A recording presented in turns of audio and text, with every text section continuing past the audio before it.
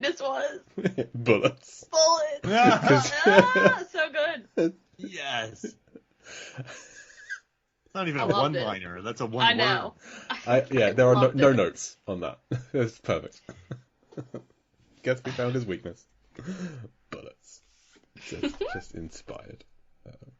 I think it was at that moment I picked up my wife and just ran around the room with her. I was so happy at that line. Yeah, I let out a pretty audible chuckle. Yeah, it's great. Apparently Rennie Harlin was one of the mannequins as well. Yeah, cool. he was in the phone booth. So cameo as a mannequin. He when he was a cameo on Deep Blue Sea, it took him like 25 takes just to walk. So he figured he wouldn't move in this one, and it would take fewer takes, I assume. He said he did it for his mom. Because she loves mannequins?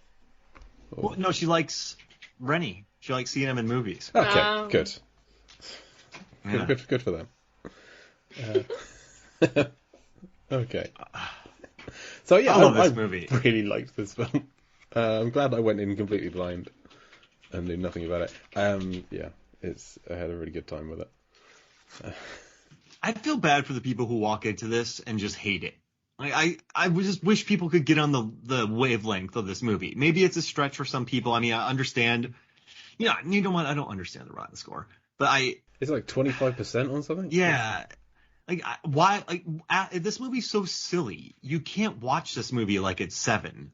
Like, this isn't Seven. This is just a silly TNT thriller that features your weaknesses, bullets.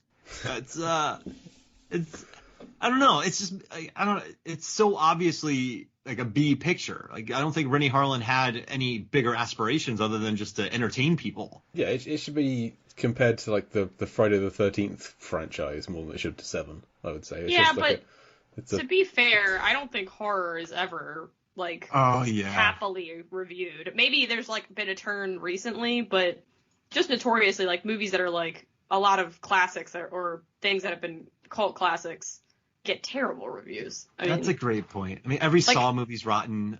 Only even 2 Deep Blue Final Sea. Destination movies. Like, I think the like House on Haunted Hill remake, 'cause this kind of reminds me of that, where it's like, to me, I'm like, if you went into that and you didn't like enjoy what they were trying to do, it's like not really. I don't know who it's for, but like, and that, because I think that movie is very fun. Me too. But I think that got really poorly reviewed. I wouldn't be surprised.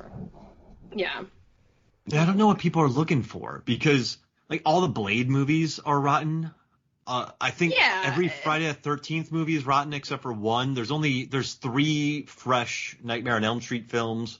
I think there's only 2 fresh Halloween movies that have been made. So yeah, I think you just see this movie like horror. I guess just if it's not like The Witch or A24 horror, I guess people do have a hard time with it. But yeah, I think they're making some changes now, especially with like not Us. Oh my gosh, why can't I think of the first one? Get Out. Yeah, like with like Get Out, I think they're kind of like, oh okay, we gotta start paying attention to these horror movies. But yeah, so House on Haunted Hill has a 31%, which is like a little nuts. Like, 'cause everybody's working well in that. Like, there's not that much to complain about unless you just straight up don't like horror movies. So I don't know. I don't understand like reviewing the movie not for what it, like, you have to at least give it for what it's trying to achieve there.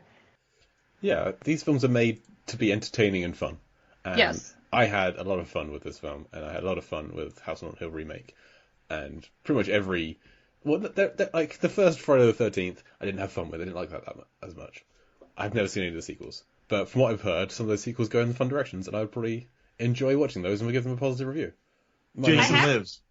I have this theory that like the eyes of the audience now, they end up like bumping, like, let's say tomato meter, like bumping those scores higher, because you'll notice something like the first John Wick movie, it got fairly decent reviews, but I think like it was such a like cult sensation that by the time they make a sequel, which in my opinion, I like all the sequels, but those are like always reviewed higher, because like they're like, okay, we know what John Wick is now. Do you know what I mean? Like sometimes you get those things where if someone has watched it and been like, oh, this is actually like very competently directed, the action is super inventive, blah, blah, blah, and it gets like a slightly positive response.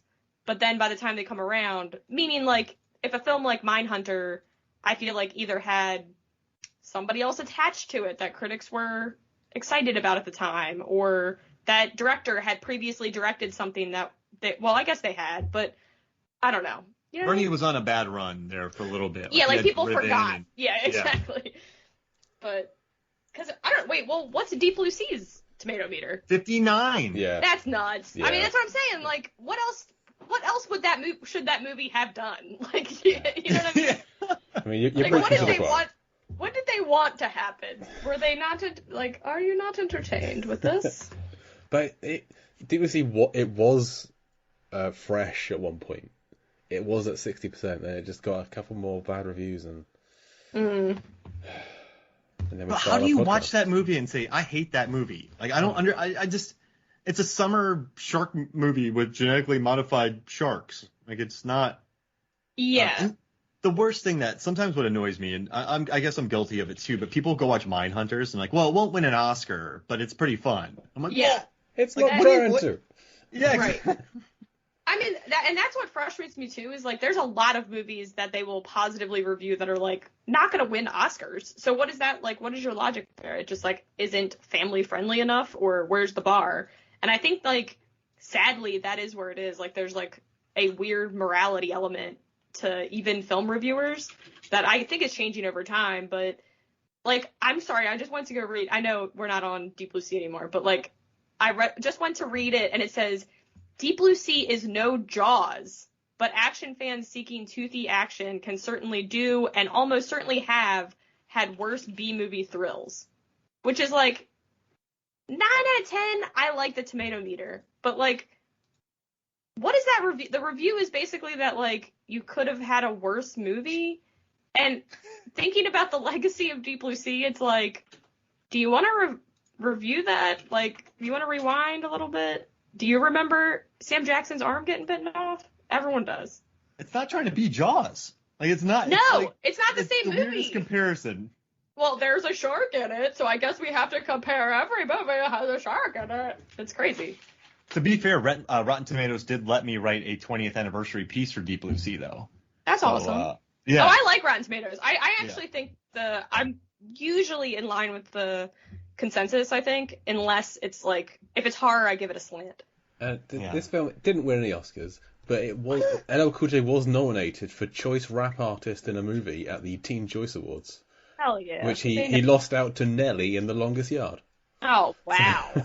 Oh, man. Well, that's a Sandler picture. Kids love those. Other nominees are Ja Rule in Assault on Precinct 13. Nelly was hot that year. Andre 3000 in Be Cool, Queen Latifah in Beauty Shop, Ludacris in Crash, Yasin Bey in Hitchhiker's Guide to the Galaxy, and Ice Cube in XXX2, The Next Level.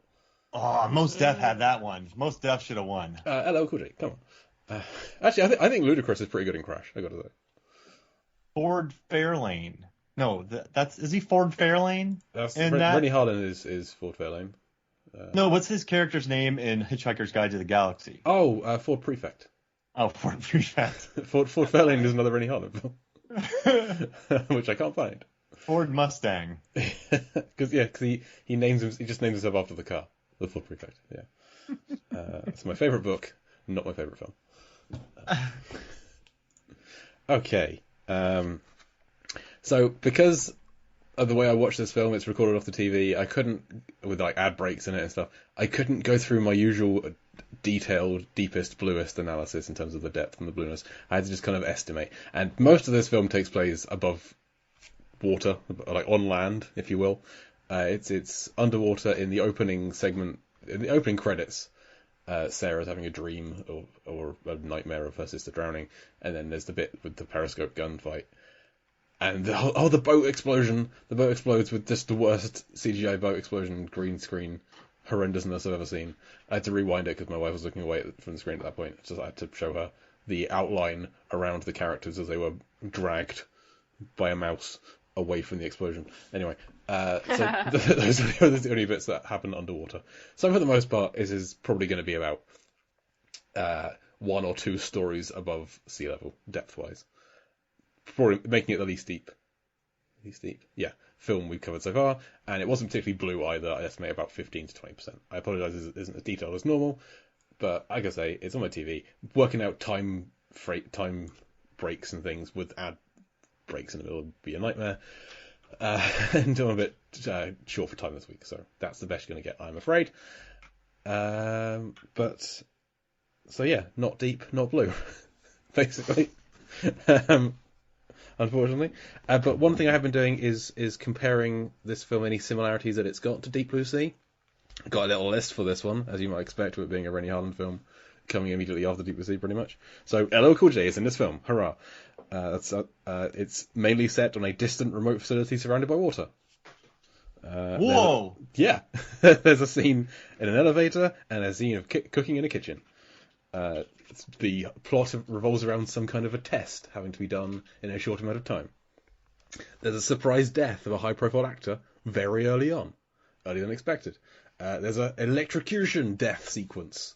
There's booby traps. The main villain, Johnny Miller, is herding the rest of the cast towards their fates, just like the Sharks did. There's a scene where LL Cool J is walking around with kind of like a camera. It's a heat sensor thing. It reminded me of the sequence he gives his monologue to. And there's 2 survivors at the end. One of them's LL Cool J. And there's a scene towards the end where LL Cool J is badly incapacitated, but still comes back to save the day right at the end. Just like in Deep Blue Sea. So This is the most Deep Blue Sea-like film we've had so far. You missed one, Jay. What did I miss? Just like the shark, they're hunting you with their mind. Indeed they are. They should have called it that. Okay. So any other notes on this film? I love this movie. It's right. I love it. And I'm very happy I bought it for $2. I may add this to a list of if I see it for £1 somewhere, I might pick it up. The only other note I've got is that Johnny Miller sounds like a robot cowboy. And then I realised that in Westworld, Clifton Collins Jr. plays a robot cowboy. So that's nice. Oh my gosh. Okay, Lindsay, what have you got to plug? Anything to promote? Nothing much. So thanks for having me. You want to throw out a plug for Yes Please Vintage? Sure. I feel like I vintage direct you stuff. to do this every time you're on. I know. I don't. I'm not here for it. But you never know. I also used to have / still have a film website, French to Sunday. It's how we met. It is how we met, and it's still around. You can go to it. But yeah, it's sort of dormant at the moment. And if you like vintage housewares and clothing, I have my own shop, and it's called Yes Please Vintage, and you can find it at yespleasevintage.com. Excellent. As for me, you can find more of my writing over at lifeversusfilm.com. Rarely, I don't do a lot there. I last posted a couple of months ago at this point. And you can hear me monthly over on the Lambcast, where I host a movie trivia show called Lampardy, based on Jeopardy. It's a fun time. Mark, what have you got to plug?